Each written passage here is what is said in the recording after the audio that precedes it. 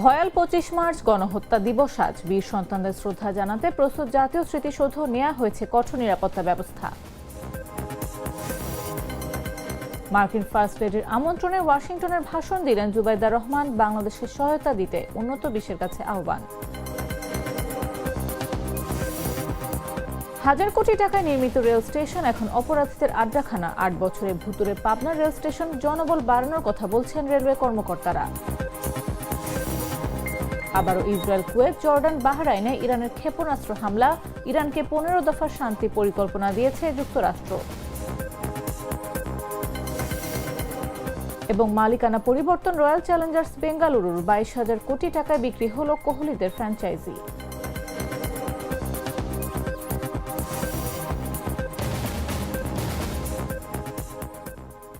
দুপুর ৩টা নিউজে সবাইকে আমন্ত্রণ।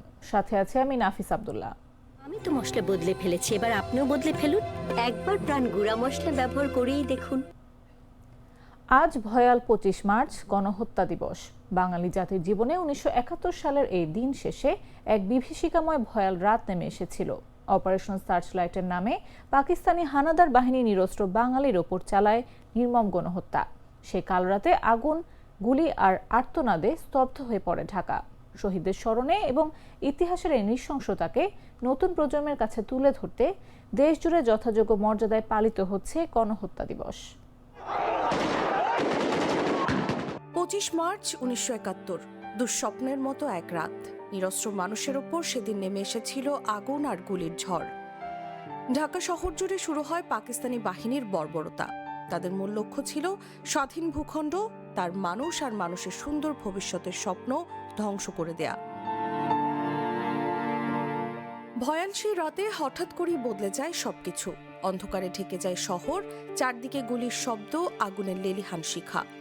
ঢাকা বিশ্ববিদ্যালয় এলাকা হয়ে ওঠে হামলার প্রধান লক্ষ্য। ছাত্র, শিক্ষক, নিরস্ত্র মানুষ কেউই রক্ষা পায়নি সেই নির্মমতা থেকে। এই কালরাতে পাকিস্তানি সামরিক বাহিনী অপারেশন সার্চলাইটের নামে বাংলাদেশের নিরস্ত্র নিরপরাধ স্বাধীনতাকামী জনগণের ওপর ইতিহাসের অন্যতম নৃশংস গণহত্যা চালায়। ২০১৭ সাল থেকে জাতীয়ভাবে ২৫ মার্চ গণহত্যা দিবস হিসেবে পালিত হয়ে আসছে। যথাযথভাবে দিবসটি পালনে নানান কর্মসূচি গ্রহণ করা হয়েছে। এ উপলক্ষে রাষ্ট্রপতি মোহাম্মদ শাহাবুদ্দিন ও প্রধানমন্ত্রী তারেক রহমান পৃথক বাণীতে সেই ভয়াল রাতের শহীদদের স্মৃতির প্রতি গভীর শ্রদ্ধা জানান। নিউজ ডেস্ক, জাগো নিউজ।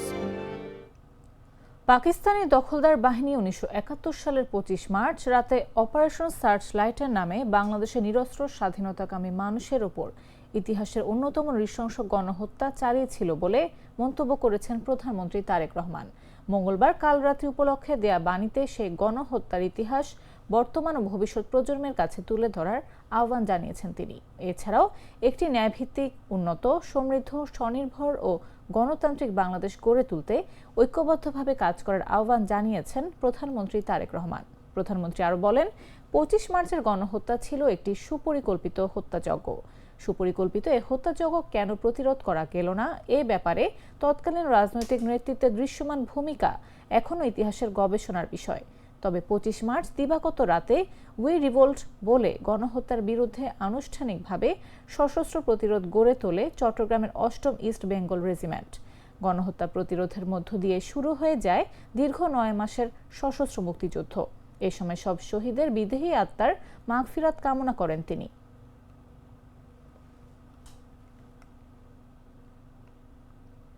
রাত পোহালে ৫৬তম স্বাধীনতা দিবস উদযাপন করবে জাতি। দিনের প্রথম প্রহর থেকেই মানুষের শ্রদ্ধার ভালোবাসায় মোড়ানো ফুলে ভরে উঠবে স্মৃতিসৌধের বেদি। শ্রদ্ধার ভালোবাসায় সিক্ত হতে প্রস্তুত সাভারের জাতীয় স্মৃতিসৌধ। দিনটি উপলক্ষে এরই মধ্যে জাতীয় স্মৃতিসৌধকে ধুয়ে মুছে ফুল আর রং তুলির আঁচড়ে প্রস্তুত করেছে গণপূর্ত বিভাগ। কঠোর নিরাপত্তা বলয় তৈরি করেছে আইন শৃঙ্খলা বাহিনী। জাতির বীর সন্তানদের শ্রদ্ধা জানাতে সৌধ স্তম্ভের চূড়া থেকে শুরু করে শহীদ বেদি, চলার সড়ক সবখানে ধুয়ে মুছে চকচকে করা হয়েছে। প্রয়োজন মতো করা হয়েছে রং। সৌধের মূল ফটক থেকে বেদি পর্যন্ত হাঁটা পথে লাল ইটের মধ্যে সাদা রঙের ছোঁয়া ছড়াচ্ছে শুভ্রতা। গণপূর্ত বিভাগের সাভার জাতীয় স্মৃতিসৌধের উপসহকারী প্রকৌশলী আনোয়ার হোসেন আনু বলেন, স্বাধীনতা ও জাতীয় দিবস উদযাপন উপলক্ষে মার্চ মাসের শুরুতেই সাভার জাতীয় স্মৃতিসৌধে পরিষ্কার পরিচ্ছন্নতার কাজ শুরু হয়েছে। ফুল দিয়ে সাজানো, লেক সংস্কার, সিসি ক্যামেরা স্থাপন সহ সব কাজ এখন পুরোপুরি শেষ। মহান স্বাধীনতা দিবসে রাষ্ট্রপতি, প্রধানমন্ত্রী, মন্ত্রী পরিষদের সদস্যবৃন্দ ও বিদেশি কূটনীতিক সহ লাখো মানুষের জাতীয় স্মৃতিসৌধে পুষ্পস্তবক অর্পণ ও শ্রদ্ধা নিবেদনের জন্য জাতীয় স্মৃতিসৌধ এখন পুরোপুরি প্রস্তুত। দিনটির প্রথম প্রহরে রাষ্ট্রপতি, প্রধানমন্ত্রী সহ রাষ্ট্রের বিভিন্ন ব্যক্তিবর্গ শ্রদ্ধা নিবেদনের পর জনসাধারণের জন্য খুলে দেওয়া হবে সৌধের প্রধান গেট। মহামান্য রাষ্ট্রপতি অন্যান্য ব্যক্তিবর্গ সাভার জাতীয় স্মৃতিসৌধে শ্রদ্ধা নিবেদন করবেন। সেই উপলক্ষে সাভার জাতীয় স্মৃতিসৌধের পুরো কমপ্লেক্সকে ধুয়ে মুছে পরিষ্কার পরিপাটিকরণ, রং তুলি কাজ, ফুল গাছ স্থাপন, লেক সংস্কার কাজ সহ বিভিন্ন স্থানে সিসি ক্যামেরা স্থাপন ইতিমধ্যে সম্পন্ন হয়েছে। সাভার জাতীয় স্মৃতিসৌধ বীর শহীদদের প্রতি শ্রদ্ধা নিবেদনের জন্য প্রস্তুত রয়েছে। আগামী 26শে মার্চ মহান স্বাধীনতা দিবস উদযাপিত হবে। স্বাধীনতা দিবসকে সামনে রেখে বাংলাদেশের মহামান্য রাষ্ট্রপতি, মাননীয় প্রধানমন্ত্রী সহ গুরুত্বপূর্ণ ব্যক্তিবর্গ সাভার জাতীয় স্মৃতিসৌধের শ্রদ্ধা নিবেদনের জন্য আগমন করবেন। এই শ্রদ্ধা নিবেদনের আগমন উপলক্ষে ঢাকা জেলা পুলিশ সুপার স্যারের নেতৃত্বে আমাদের পর্যাপ্ত সংখ্যক পুলিশ সদস্য মোতায়েন করা হয়েছে। এই ডিগনিটরি ব্যক্তি যারা এখানে আগমন করবেন তারা যেন নির্বিঘ্নে জাতীয় স্মৃতিসৌধে আগমন করে শ্রদ্ধা নিবেদন পূর্বক নিজ নিজ গন্তব্য পৌঁছতে পারেন। আমাদের পর্যাপ্ত সংখ্যক পুলিশ সদস্য বিভিন্ন জায়গায় মোতায়েন থাকবে। 4 দিনের সরকারি সফরে নিজ ভূমি পাবনায় যাচ্ছেন রাষ্ট্রপতি মোহাম্মদ শাহাবুদ্দিন। এই সফরে বাবা মায়ের কবর জিয়ারতের পাশাপাশি পাবনা প্রেস ক্লাবে সাংবাদিকদের সঙ্গে মতবিনিময় করবেন তিনি। মঙ্গলবার রাষ্ট্রপতি প্রোটোকল অফিসার আবুল কালাম মোহাম্মদ লুৎফুর রহমান স্বাক্ষরিত সফরসূচিতে এই তথ্য জানানো হয়। সফরসূচি অনুযায়ী আগামী 28 মার্চ দুপুর 1টায় রওনা হয়ে 1:45টায় পাবনা ক্যাডেট কলেজের হেলিপ্যাডে এসে পৌঁছাবেন রাষ্ট্রপতি। এরপর সার্কিট হাউসে তাকে গার্ড অব অনার প্রদান করা হবে।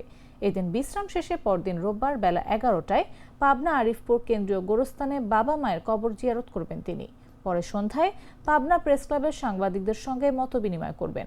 30 মার্চ বেলা 11টায় সদর উপজেলার ভবানীপুর মসজিদ পরিদর্শন শেষে সন্ধ্যায় শহরের জুবলি ট্যাঙ্ক এলাকার নিজ বাড়িতে যাবেন। সেখানে আত্মীয় স্বজনদের সঙ্গে সৌজন্য সাক্ষাৎ করবেন। এরপর দিন মঙ্গলবার পাবনা ক্যাডেট কলেজ থেকে বঙ্গভবনের উদ্দেশ্যে পাবনা ছাড়বেন রাষ্ট্রপতি মোহাম্মদ শাহাবুদ্দিন।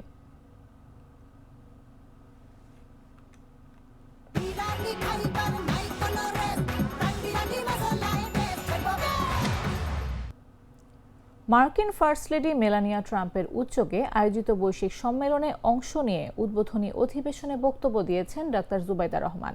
যুক্তরাষ্ট্রের রাজধানী ওয়াশিংটন ডিসিতে পররাষ্ট্র দপ্তরে আয়োজিত শীর্ষ সম্মেলনে ডাক্তার জুবাইদা রহমান বলেন, কৃত্রিম বুদ্ধিমত্তা এআই এর দায়িত্বশীল ব্যবহারের মাধ্যমে শিক্ষা ব্যবস্থায় আমূল পরিবর্তন আনা সম্ভব। এই জন্য বাংলাদেশকে সহায়তা দিতে উন্নত বিশ্বের কাছে আহ্বান জানান তিনি। I'd like to invite the spouse of the Prime Minister of the People's Republic of Bangladesh, Her Excellency Zubaida Rahman. মার্কিন ফার্স্ট লেডি মেলানিয়া ট্রাম্পের উদ্যোগে প্রথমবারের মতো অনুষ্ঠিত fostering the future together global coalition সামিটে যোগ দিয়ে উদ্বোধনী অনুষ্ঠানে ভাষণ দিয়েছেন বাংলাদেশের প্রধানমন্ত্রী তারেক রহমানের স্ত্রী doctor Zubaida Rahman. It is a great honor to join you all today at the historic Fostering the Future Together Global Coalition Summit. যুক্তরাষ্ট্রের রাজধানী ওয়াশিংটন ডিসিতে পররাষ্ট্র দপ্তরের আয়োজিত শীর্ষ এই সম্মেলনে ডাক্তার জুবাইদা রহমান বলেন, কৃত্রিম বুদ্ধিমত্তা বা এআই এর দায়িত্বশীল ব্যবহারের মাধ্যমে শিক্ষা ব্যবস্থায় আমূল পরিবর্তন আনা সম্ভব। এজন্য বাংলাদেশকে সহায়তা দিতে উন্নত বিশ্বের কাছে আহ্বান জানান তিনি। We believe that responsible use of artificial intelligence can transform education, especially in countries like Bangladesh. তিনি বলেন, বিভিন্ন উদ্ভাবনী প্রযুক্তি ও স্বাস্থ্যসেবা শিশুদের দোরগোড়ায় পৌঁছে দিতে সরকার কাজ করছে। নারীর ক্ষমতায়নে বাংলাদেশের একটি শক্তিশালী উত্তরাধিকার রয়েছে বলে উল্লেখ করে ডাক্তার জুবাইদা রহমান বলেন, সাবেক প্রধানমন্ত্রী বেগম খালেদা জিয়া মানবাধিকার সমুন্নত করেছেন এবং দ্বাদশ শ্রেণী পর্যন্ত মেয়েদের অবৈতনিক শিক্ষা চালু করেছিলেন। সরকার নারীদের জন্য স্নাতকোত্তর পর্যায় পর্যন্ত বিনামূল্যে শিক্ষা নিশ্চিত করতে প্রতিশ্রুতিবদ্ধ। We aim to expand safe digital spaces, train teachers, empower parents, and improve the quality of education. মঙ্গলবার যুক্তরাষ্ট্রের রাজধানী ওয়াশিংটন ডিসিতে পররাষ্ট্র দফতরে আয়োজিত দুদিনব্যাপী সম্মেলনের উদ্বোধন করেছিলেন মেলানিয়া ট্রাম্প। নিউজ ডেস্ক, জাগো নিউজ। দেশের 4 জেলায় দুপুরের মধ্যে সর্বোচ্চ 80 কিলোমিটার বেগে ঝড় ও বজ্রসহ বৃষ্টির সতর্কবার্তা দিয়েছে আবহাওয়া অফিস। বুধবার সকালে দেশের অভ্যন্তরীণ নদী বন্দরগুলোর জন্য দেয়া এক সতর্কবার্তায় এই তথ্য জানানো হয়। এতে বলা হয়, বুধবার দুপুর 1টার মধ্যে রংপুর, ময়মনসিংহ, কুমিল্লা এবং সিলেটের ওপর দিয়ে পশ্চিম ও উত্তর পশ্চিম দিক থেকে ঘন্টায় 60 থেকে 80 কিলোমিটার বেগে ঝোড়ো হাওয়া বয়ে যেতে পারে। এ সময় বৃষ্টি ও বজ্রসহ বৃষ্টি হতে পারে। এসব এলাকার নদী বন্দরকে 2 নম্বর নৌ হুঁশিয়ারির সংকেত দেখাতে বলা হয়।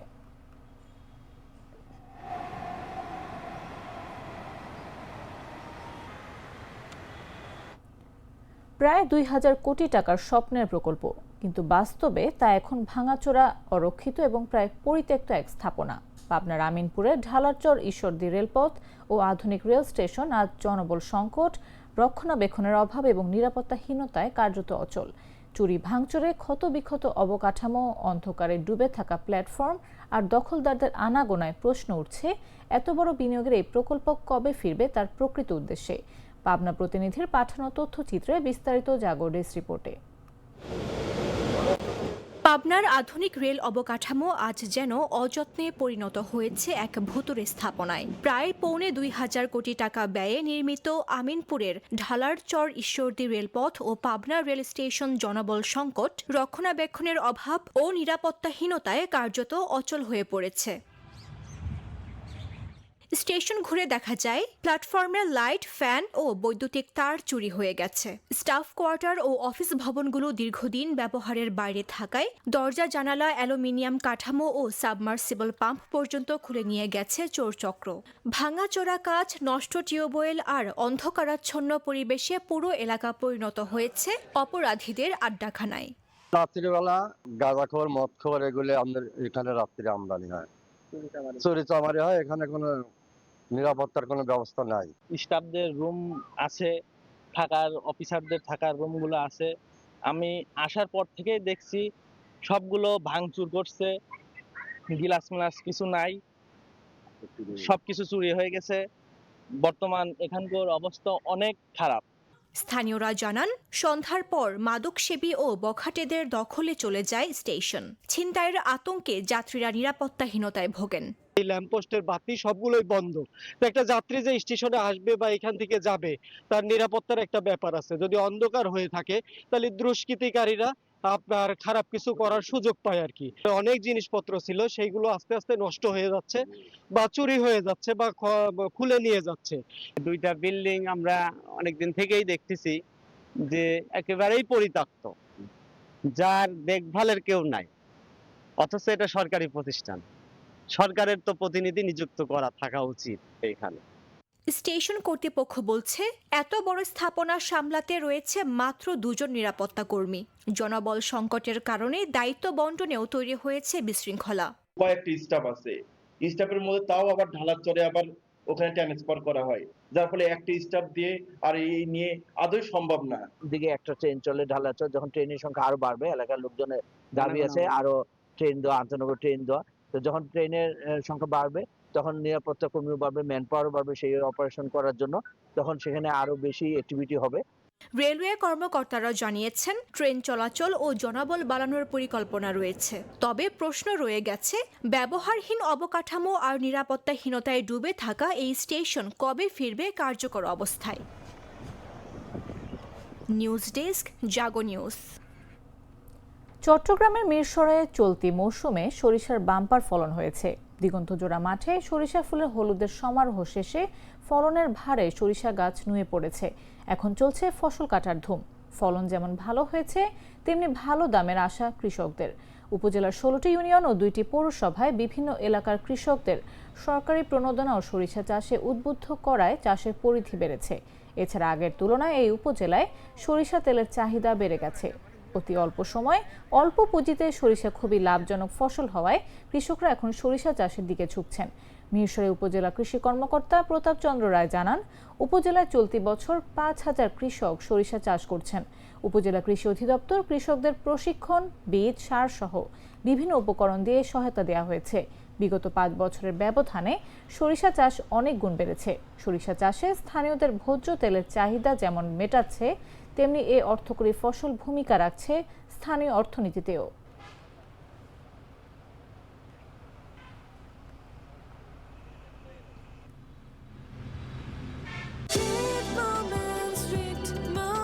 Treat chocolate. Treat moment. Sweet moment. জানাবো আন্তর্জাতিক সংবাদ।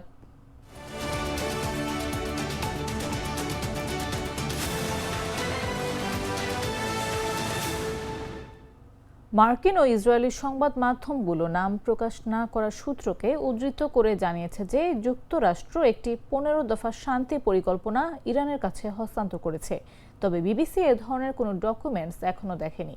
এদিকে মার্কিন প্রেসিডেন্ট ডোনাল্ড ট্রাম্প বলেছেন, ইরানের সঙ্গে যুদ্ধ শেষ করতে এই মুহূর্তে একটি আলোচনা চলছে এবং যাদের সঙ্গে যুক্তরাষ্ট্র এ নিয়ে কথা বলছে তারা খুবই মরিয়া হয়ে একটি চুক্তি করতে চাইছে। যদিও একদিন আগে ইরানের কর্মকর্তারা যুক্তরাষ্ট্রের সঙ্গে আলোচনার খবর প্রত্যাখ্যান করে এটিকে ভুয়া খবর হিসেবে আখ্যায়িত করেছেন। তবে মঙ্গলবার চীনের রাষ্ট্রীয় গণমাধ্যমে প্রকাশিত খবরে বলা হয়েছে, ইরানের পররাষ্ট্রমন্ত্রী আব্বাস আরাকচি চীনের পররাষ্ট্রমন্ত্রী ওয়াং ইর সঙ্গে আলাপের সময় বলেছেন, ইরান শুধু অস্থায়ী নয়, একটি পূর্ণাঙ্গ যুদ্ধ বিরতিতে আগ্রহী।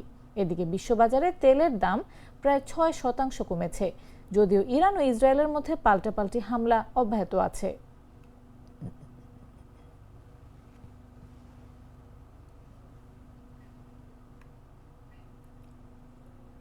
আবারও ইসরায়েল, কুয়েত, জর্ডান এবং বাহরাইনে ক্ষেপণাস্ত্র হামলা চালিয়েছে তেহরান।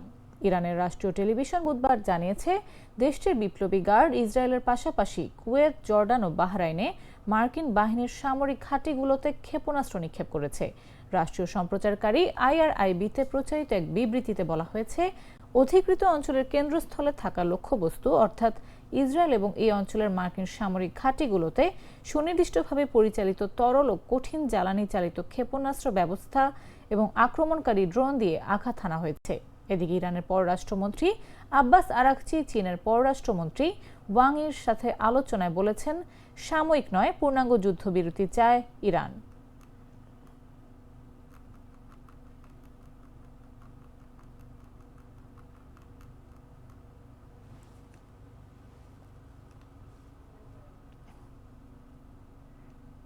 এবারে খেলার খবর।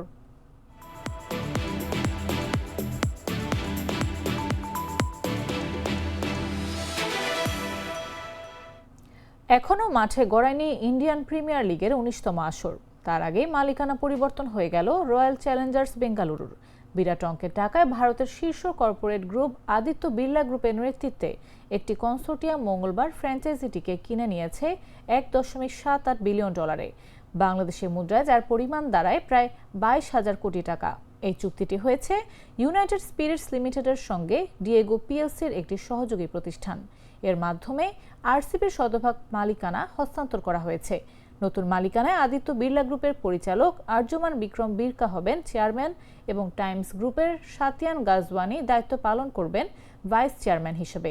এর আগে আইপিএলের আরেক ফ্র্যাঞ্চাইজি রাজস্থান রয়্যালস যুক্তরাষ্ট্র ভিত্তিক কাল সোমানি নেতৃত্বাধীন একটি কনসোর্টিয়ামের কাছে $১.৬৩ বিলিয়ন বিক্রি হয়েছিল। ওই কনসোর্টিয়ামে ওয়ালমার্ট পরিবারের রব ওয়ালটন এবং ফোর্ড মোটর কোম্পানির হ্যাম পরিবারও যুক্ত রয়েছে। কাল সোমানি যুক্তরাষ্ট্রের অ্যারিজোনা ভিত্তিক একজন প্রযুক্তি উদ্যোক্তা।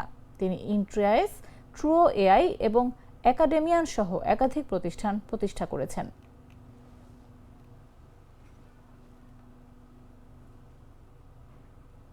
সংবাদ শেষ করার আগে শিরোনামগুলো জানিয়ে দিচ্ছি আরও একবার।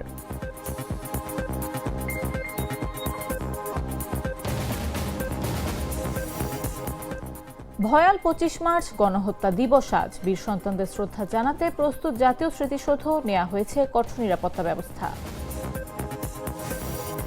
মার্কিন ফার্স্ট লেডির আমন্ত্রণে ওয়াশিংটনে ভাষণ দিলেন জুবাইদা রহমান, বাংলাদেশকে সহায়তা দিতে উন্নত বিশ্বের কাছে আহ্বান। হাজার কোটি টাকায় নির্মিত রেল স্টেশন এখন অপরাধীদের আড্ডাখানা। 8 বছরে ভুতুরে পাবনা রেল স্টেশন, জনবল বাড়ানোর কথা বলছেন রেলওয়ে কর্মকর্তারা। আবারও ইসরায়েল, কুয়েত, জর্ডান, বাহরাইনে ইরানের ক্ষেপণাস্ত্র হামলা। ইরানকে 15 দফা শান্তি পরিকল্পনা দিয়েছে যুক্তরাষ্ট্র। এবং মালিকানা পরিবর্তন, রয়্যাল চ্যালেঞ্জার্স বেঙ্গালুরুর 22,000 কোটি টাকায় বিক্রি হলো কোহলিদের ফ্র্যাঞ্চাইজি।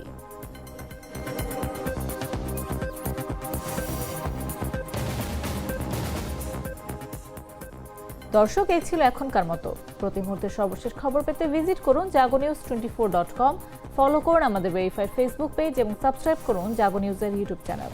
এতক্ষণ সাথে থাকার জন্য ধন্যবাদ সবাইকে।